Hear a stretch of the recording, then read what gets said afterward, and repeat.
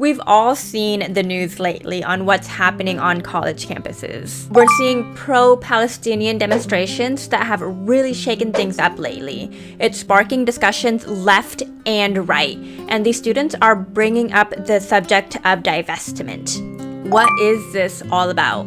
What does divestment mean? Let's dive in.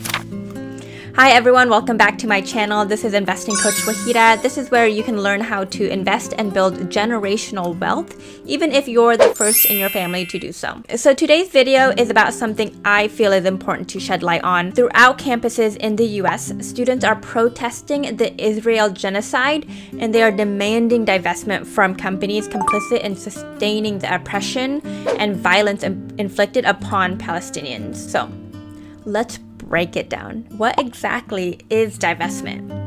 So think of it as the opposite of investing. So it's about pulling out of certain investments. So this is a values-based investing, where you invest based on your values. So you invest on the companies that uphold your values, and all the other companies, they're kicked out. Are you ready to take a stand with your dollars? This is one way to do it. It's time to talk about divestment through direct indexing. So, direct indexing is a powerful tool shaking up the investment world and making a difference while we're at it. So, here's the deal. While each protest on the campuses might have its own flavor and flair, almost all of them are pushing for universities to cut ties with Israel in some way. Sound like a demand I can get behind? Yeah, absolutely sounds like a demand I can get behind. But hold on, it's not as straightforward as it seems. Not that it can't be done or that it should not be done. There's a slew of universities that have already done it, that have either passed a boycott, divestment, and sanction resolution, or successfully divested from Israel. And you can see it on the list here. So those big endowments colleges have, yeah, they're usually invested in all sorts of things to make the college some money. Turns out these funds often invest in companies that do not exactly align with our values. So think of companies that are in weapons manufacturing.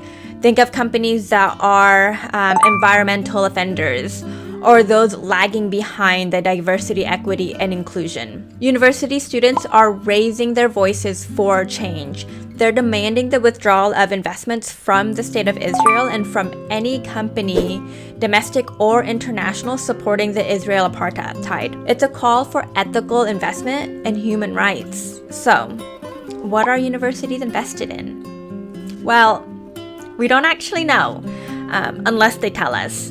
And not so fun fact, they don't technically have to tell us what they're invested in. But we know a lot of universities follow the Yale model when it comes to what they're invested in. Why? Because the Yale model made Yale a lot of money back in the day. Then other universities started to follow suit. So David Swensen was Yale's CIO, Chief Investment Officer, from 1985 to 2021, so over 36 years. During that time, David grew Yale's endowment from $1.3 billion to $57.6 billion. Yeah, that's a lot of money. Yale reported that over those 36 years, Yale produced an annualized gain of 13.7%. They beat the market. So like Bloomberg said, David made Yale rich. And they did this by leaning into alternative investments. So in 2020, while 14% of the endowment were in equities, such as diversified index funds and ETFs, 78% of Yale's endowment were invested in alternative investments. And trust me, a lot of these alternative investments require a high minimum to even be invited to the table. So not investments readily available to us all. This is all to say that universities can basically invest in whatever they want without telling us, which is wild, right? I think so. So now, student protesters are fired up about Israel's actions in Gaza. They're demanding their universities drop investments in companies linked to Israel. It's sparking chants, it's sparking debates, and protests throughout the country. Pretty intense, right? Comment below what's your take on all of this. I know there's a lot of controversy around this. Divestment. How would a university go about doing this? For any individual stock that they're invested in, they would just sell out, right? They would sell out of their positions. If they're invested in index funds or ETFs, this does get a little bit more difficult to divest, because when you buy an index fund, when you buy an ETF, you're buying a small portion of an underlying security. You're buying a small portion of an underlying index, right? So you're buying small portions of a lot of different companies. You can't pick and choose companies you buy and the ones that you don't buy, right? You're buying the entire fund. But don't worry, there's a workaround. It's called direct investing, which we've mentioned before.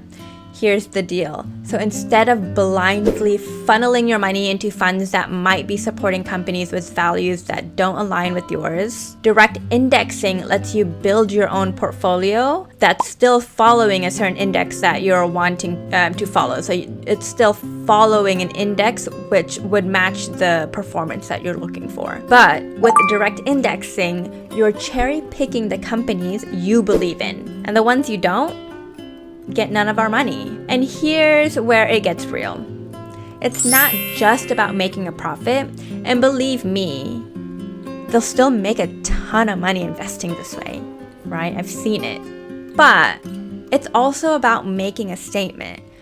By divesting from unethical companies, we're sending a clear message that our investments aren't just about numbers. They're about ethics, they're about morals, and the world we want to create and the world we want to live in. Yeah, we're absolutely value signaling. Now, you might have heard that direct indexing comes with hefty minimum investment requirements. And that's true. Some platforms have minimums of hundreds of thousands of dollars, like multiple hundreds of thousands of dollars, as you can see here. But guess what? These universities have the money to meet the minimums multiple times over, okay? So join the movement. And let's demand our institutions invest in a future we can be proud of. Okay, everyone, thanks so much for joining me today. Hopefully, as you can see, this is something that's super, super important to me. Thanks so much for supporting my channel, and be back next week for a great and exciting video as we learn how to build wealth, not only for ourselves, but our family as well. Thanks so much. Bye.